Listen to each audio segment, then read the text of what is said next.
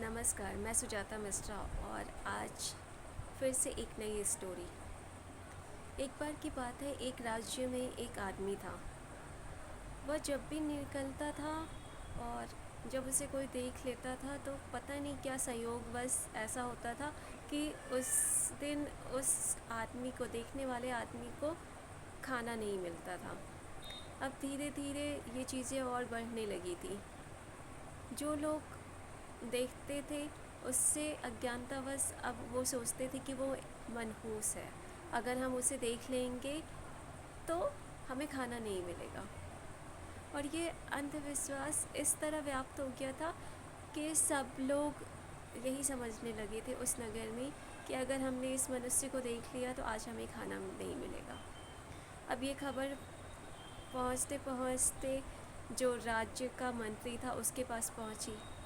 मंत्री ने सोचा कि चलो मैं भी देखता हूँ कि क्या बात है। मंत्री ने जाकर उसको देखा, उस आदमी को, और संयोगवश ऐसा हुआ कि उसे भी उस दिन भोजन नसीब नहीं हुआ। मंत्री कुछ परेशान सा हो गया कि ऐसा कैसे हो सकता है, लेकिन फिर भी उसने सोचा कि क्यों ना ये बात राजा को भी बता दी जाए। और उसने जाकर राजा को बता दिया कि हमारे राज्य में एक ऐसा व्यक्ति है जिसके बारे में माना जाता है कि वह, उसको अगर कोई भी देख ले तो उसे खाना नहीं मिलेगा। राजा ने कहा कि अच्छा ऐसी बात है तो एक काम करो, उसे मेरे भी सामने लाओ, जिससे मैं देखूंगा और पता चलेगा, क्योंकि मैं तो राजा हूँ, मुझे तो मिलना ही चाहिए और मुझे मिलेगा ही खाना। तो उस व्यक्ति को राजा के सामने लाया गया और ऐसा पता नहीं क्या संयोग था कि उस दिन किसी कारणवश राजा का भी उपवास हो गया।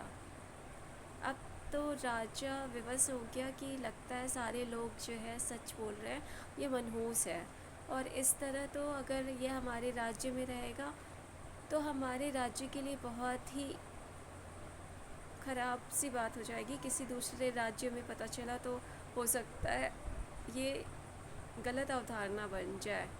तब उसने राजा को, किसी ने कहा कि क्यों न आप इसे फांसी पे चढ़ा दीजिए, तो अगर जब ये रहेगा ही नहीं तो ऐसा कुछ होगा ही नहीं। राजा ने सोचा कि जब प्रजा ऐसा ही कह रही है तो क्यों ना हम इसको फांसी पे ही चढ़ा देते हैं और इसको फांसी पे चढ़ा दिया जाए। उसने ऐसी घोषणा करवा दी।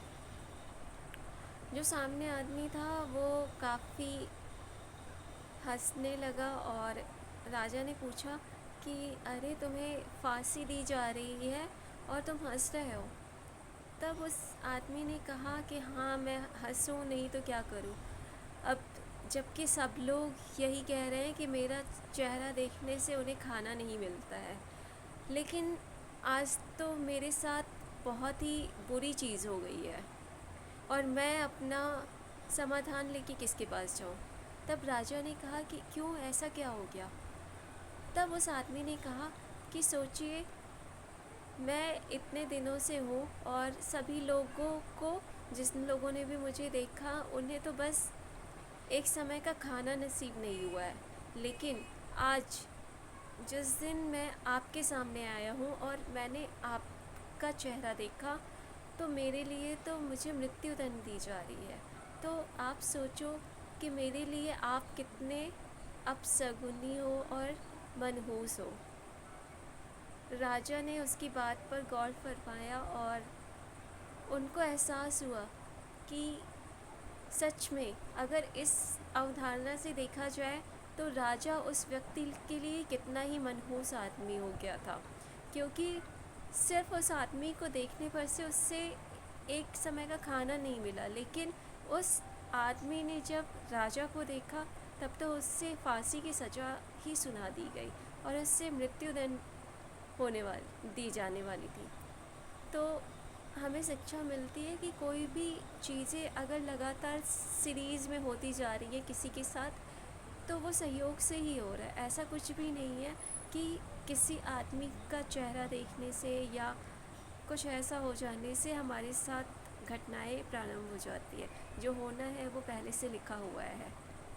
और फिर उसकी यह बात सुनकर राजा ने उससे छोड़ दिया और जब सारी चीज़ें प्रॉपर वे में सबके दिमाग में बैठ गई तो सभी लोगों ने माना कि ऐसा सिर्फ एक भ्रम हो गया था और जिसको वो संयोगवश मानते चले जा रहे थे।